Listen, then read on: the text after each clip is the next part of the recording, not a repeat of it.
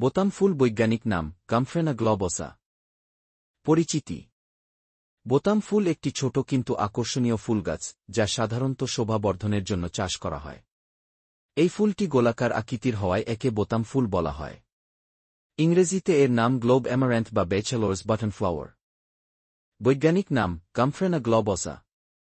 পরিবার অ্যামারান্থেসি। বর্ণনা।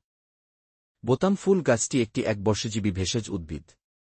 এর উচ্চতা সাধারণত 30 থেকে 60 সেন্টিমিটার পর্যন্ত হয়ে থাকে।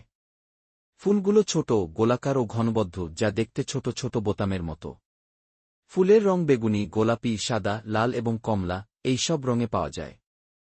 প্রাপ্তিস্থান।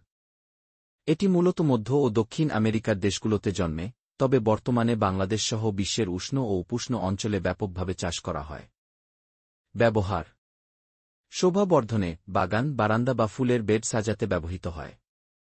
ঔষধি গুণে, এই ফুলে অ্যান্টিঅক্সিডেন্ট উপাদান রয়েছে যা হার্বাল চা তৈরিতে ব্যবহৃত হয়। এটি ঠান্ডা, কাশি এবং গলা ব্যথা উপশমে সহায়তা করে। শুকনো ফুলে ব্যবহার। ফুলগুলো শুকিয়ে দীর্ঘদিন সংরক্ষণ করা যায়, তাই এটি শুকনো ফুলের সাজসজ্জাতেও ব্যবহৃত হয়। বিশেষ বৈশিষ্ট্য, বোতাম ফুল দীর্ঘদিন পর্যন্ত মলিন না হয়ে সুন্দর থাকে, তাই এটি দীর্ঘস্থায়ী ফুল হিসেবে পরিচিত।